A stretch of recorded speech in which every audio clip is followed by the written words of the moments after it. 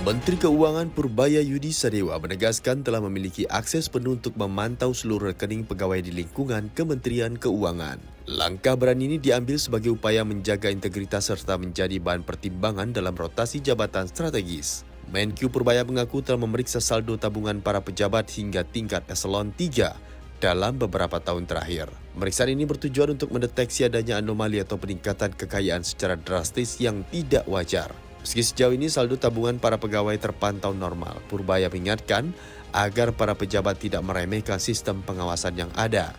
Ia menegaskan bahwa pengelolaan uang di luar hak pasti akan terdeteksi, baik oleh internal maupun lembaga penegak hukum lainnya. Kebijakan ini juga menyasar para pegawai yang tengah dalam proses penyidikan Komisi Pemberantasan Korupsi. Purbaya meminta seluruh jajarannya untuk tetap bekerja bersih dan lurus, serta tidak bermain-main dengan anggaran negara.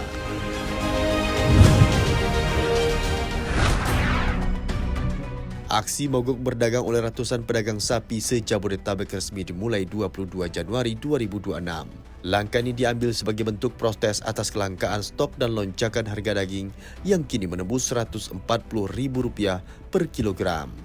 Pantauan di sejumlah pasar tradisional seperti Tebet Barat menunjukkan puluhan lapak daging sapi kosong, lengang tanpa aktivitas. Asosiasi Pedagang Sapi Indonesia atau APDI menegaskan aksi berhenti berjualan ini akan berlangsung selama 3 hari hingga Sabtu mendatang. Gejolak ini dipicu oleh pemangkasan kuota impor daging sapi reguler bagi swasta yang turun tajam dari 180.000 ton tahun lalu menjadi hanya 30.000 ton pada tahun ini. Pengusaha menilai kebijakan ini mengancam keberlangsungan industri mereka dan berpotensi memicu gelombang PHK. Meski pemerintah telah menetapkan total kuota impor sebesar 297.000 ton, mayoritas alokasi diberikan kepada BUMN. Pelaku usaha swasta mendesak Kementerian Perdagangan untuk segera memproses perizinan impor guna menekan harga di tingkat konsumen.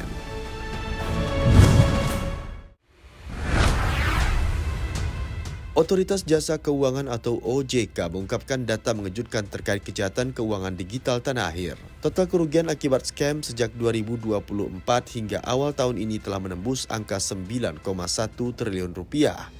Dalam rapat kerja bersama Komisi 11 DPR RI, Kepala Eksekutif OJK Federica Widiasari Dewi menyatakan bahwa pihaknya telah memblokir lebih dari 397.000 rekening yang terindikasi scam.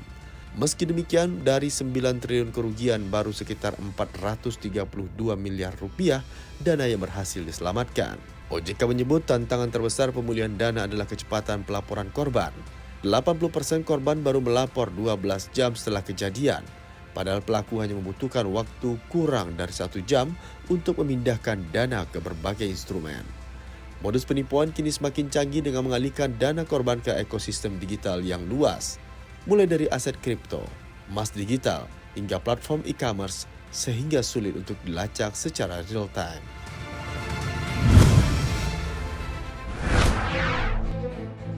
Kabar kurang sedap datang dari negeri gingseng. Pertumbuhan ekonomi Korea Selatan pada kuartal keempat tahun lalu melambat lebih dalam dari perkiraan. Hal ini dipicu oleh merosotnya investasi konstruksi serta pelemahan kinerja ekspor. Berdasarkan data Bank Sentral Korea, ekonomi hanya tumbuh 1,5% secara tahunan. Bahkan secara kuartalan, PDB Korea Selatan terkontraksi 0,3%. Ini merupakan perlambatan terburuk sejak akhir tahun 2022.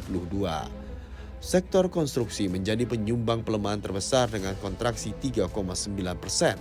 Sementara ekspor turun 2,1% akibat penurunan pengiriman otomotif dan mesin. Meski demikian, kinerja semikonduktor masih menjadi penopang utama dengan kenaikan 22%. Di sisi lain, ketegangan tarif dengan Amerika Serikat terus membayangi ekonomi Korsel. Meski telah menyepakati kerjasama investasi 350 miliar dolar Amerika Serikat, ancaman tarif chip AI hingga 100% dari pemerintah Trump menjadi risiko utama. Saat ini mata uang won juga berada di level terendah dalam 16 tahun terakhir. Pemerintah Korea Selatan kini berfokus pada stabilitas finansial untuk mencegah aliran modal keluar yang lebih deras.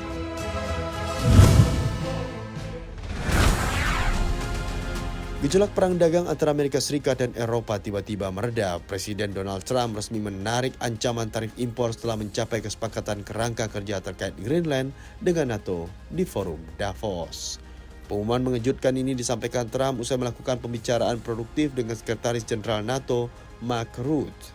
Trump menyatakan kedua pihak telah menyepakati kerangka kerjasama depan mengenai pulau Arktik tersebut yang diklaim akan menguntungkan semua anggota aliansi. Dengan adanya pemahaman baru ini, Trump memastikan tarif 10% terhadap 8 negara Eropa yang seharusnya berlaku 1 Februari mendatang resmi dibatalkan.